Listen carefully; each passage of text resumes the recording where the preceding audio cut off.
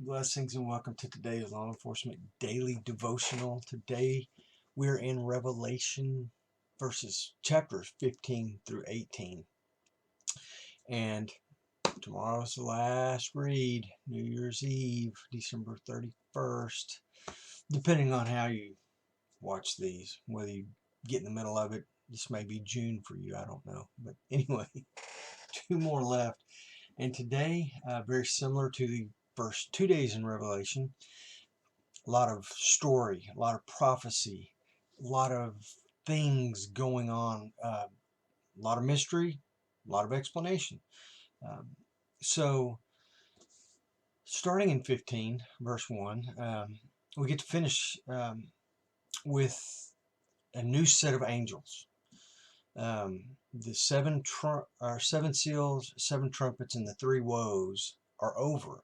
But now we get a new set of seven angels that I do not see any way, there's no indication at all that this is part of the seals, the seven seals. This seems to be something completely different.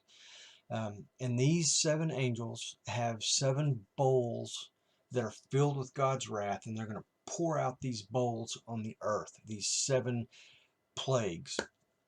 And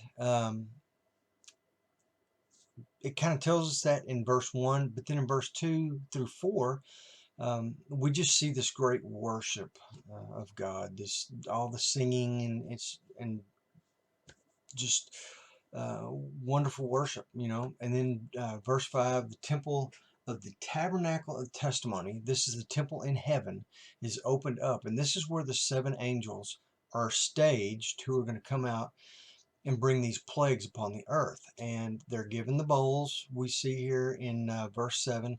And then they go out, and we're going to just real quickly look at what each of the seven bowls do, what the seven angels do.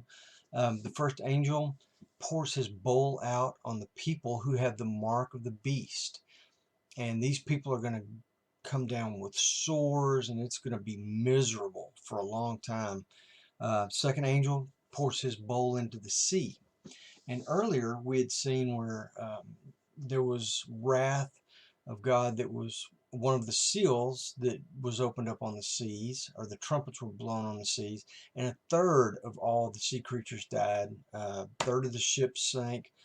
Well, with this second bowl of wrath, everything in the seas and the oceans die. All the fish, everything dies. Then the third angel goes from, now the second angel is just in the waters. The third angel he goes to all the waters on land mass, and all the countries, and continents. It's going to go to the rivers and the lakes and every place where there's water on land, fresh water. And he's going to do the same thing. He's going to pour his bowl out onto these waters.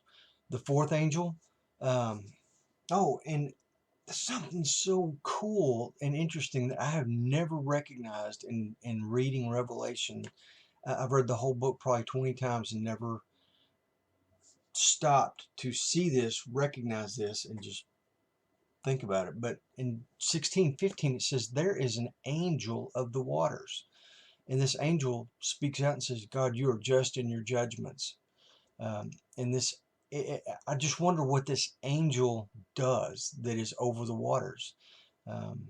Is it the angel over the sea creatures, and it makes sure that everything runs smoothly in the oceans and the seas? I don't know, but it's pretty cool that there is this angel, and I'd love to know more about it. Maybe when I get to heaven I can ask that. And then the fourth angel pours the bowl of wrath out on the sun, which makes the sun become so hot that getting outside in direct sunlight can burn a human to death. Uh, One heck of a plague.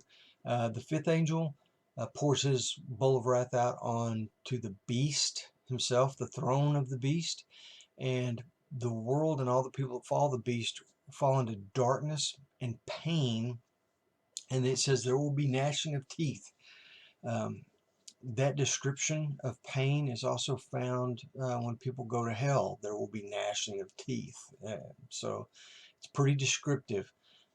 And then in 1612, we see the sixth angel goes and pours its bowl of wrath out on the great river Euphrates. Now, we know that the rivers have already turned to blood, so why would another bowl be needed to be poured out on a river? Well, this bowl dries that river up, and apparently it is a great river, deep and wide, but it dries it up so that the armies of the east can cross through it, because the Battle of Armageddon is coming. In 1613, we see the dragon, who is Satan. We see the beast, who I believe is Antichrist, and we see the false prophet. All three of these come, an unclean spirit comes out of all three of them. So there's going to be three unclean spirits, and it says they are like frogs. I don't know what that means.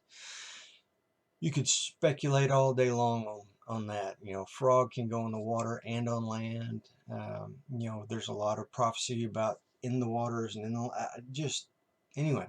The spirit, unclean spirits like frogs, and they're able to convince men to follow.